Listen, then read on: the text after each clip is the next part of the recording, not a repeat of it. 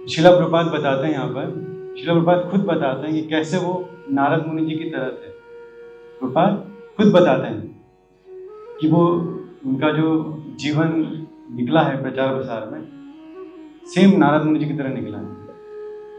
नारद मुनि जी का क्या काम था? भगवान की ग्लोरीज को प्रचार करना और सभी को भक्त बनाना। ब्रह्मा जी ने प्रजापति दक्ष जी को पैदा किया, जन्म हुआ प्रजापति दक्ष। क्यों जन्म हुआ प्रजापति दक्ष का?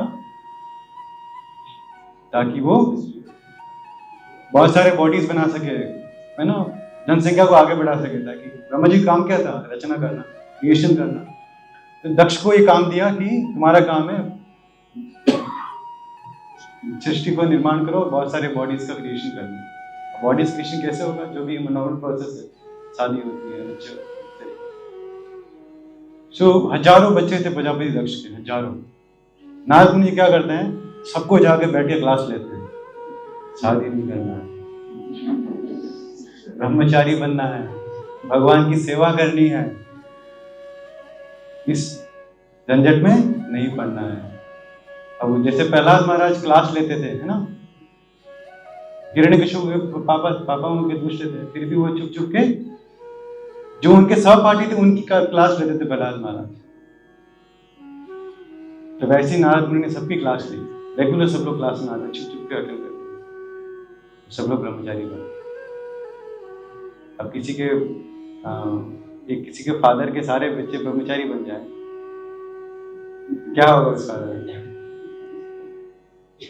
इसी प्रकार प्रजापति दक्ष जो है पूरा गुस्सा हो जाता है, गुस्से से लाल हो जाते हैं। और नारद मुनि भी ब्रह्मा जी के बेटे ही हैं, हृदय से प्रकट किया उनको नारद मुनि जी को।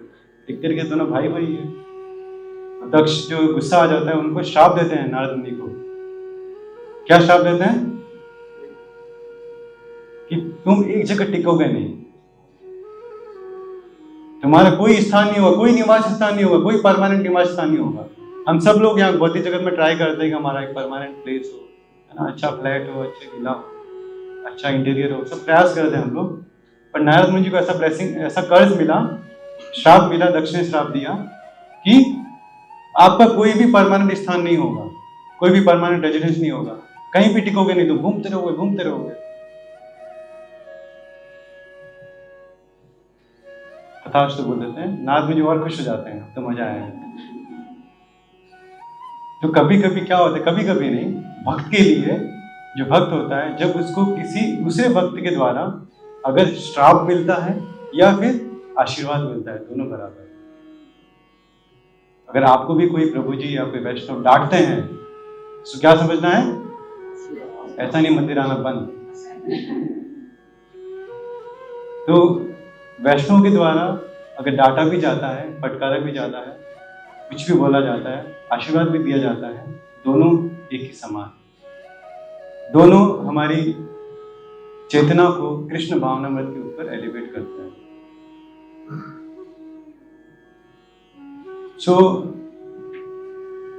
जैसे ही उनको श्राप मिलता है वो खुश हो जाते हैं। तो कृपा यही बता रहे हैं कि तो श्राप जो है उनके लिए आशीर्वाद बन गया और खुश हो गए वो, और जगह जगह जाकर वो प्रचार कर सकते हैं। इसलिए तीनों लोग में भ्रमण करते रहते, कभी इधर कभी उधर कभी उधर। जय नारायण नारायण। श्रील प्रभुपाद खुद का भी कंपेयर करते हैं कि कैसे मैं जब 70 साल की उम्र में विदेश में गए थे, तो वहां पर भी प्रभुपाद ने क्या किया? सभी को भक्त बनाया और 10,000 शिष्यों को 10 सालों में ब्रह्मचारी बनाया। और उन 10,000 शिष्यों के माता पिता थे, उन्होंने प्रभुपाद को कर्ज दिया, श्राप दिया कि ऐसा तुमने कर लिया। श्राप दिया मतलब कुछ न कुछ कोसा होगा, इसी के कारण हमारे बच्चे हम कुछ चले। अभी भी प्रोसेस चल ही रहा है। प्रभुपाद ऐसे कंपेयर कर रहे हैं कि उन्हीं के श्राप के कारण मैं घूमता रहता हूँ। मैं भी कभी भी किसी जगह जाता हूँ 2 से 3 दिन ज्यादा नहीं रुकता हूँ। प्रभुपाद बता रहे। ऐसे ही प्रभुपाद ने 14 बार पूरे विश्व का भ्रमण किया, आज इस कंट्री, कल उस कंट्री, परसों उस कंट्री, प्रचार किया, कुछ भक्त बने, वापस गए दूसरी कंट्री की, प्रचार किया, भक्त बने, सबका कर्ज ब्लेसिंग सब मिलता रहा, और प्रचार किया, और भक्त बने, और प्रचार किया। इस तरीके से इतना बड़ा जो एम्पायर प्रभुपाद जी ने खड़ा कर दिया। तो प्रभुपाद जी खुद स्वयं कंपेयर कर रहे हैं, छठे स्कंद में परपट में बता रहे हैं कि कैसे जो नारद मुनि का जो पूरा प्रोसेस था जीवन का, वो सेम मेरे समान ही रहा है। तो शीला प्रभुपाद जब एक बार क्लास ले रहे थे, ऐसे ही भागवतम ले रहे थे, बहुत सारे भक्त लोग बैठे थे, उस समय नारद मुनि जी भी आते कथा सुनने के। तो शीला प्रभुपाद जब भी प्रभुपाद क्लास लेते हैं, उनके आसपास कुछ पास में शिष्य भी बैठे होते हैं। कुछ भी अर्जेंट रिक्वायरमेंट हो तो वो असिस्ट करते हैं प्रभुपाद जी। तो शीला प्रभुपाद ने बोला आसन लगाओ। क्या बोला? आसन लगाइए। शिष्य को किसके लिए, क्यों लगाना है? आसन लगाइए।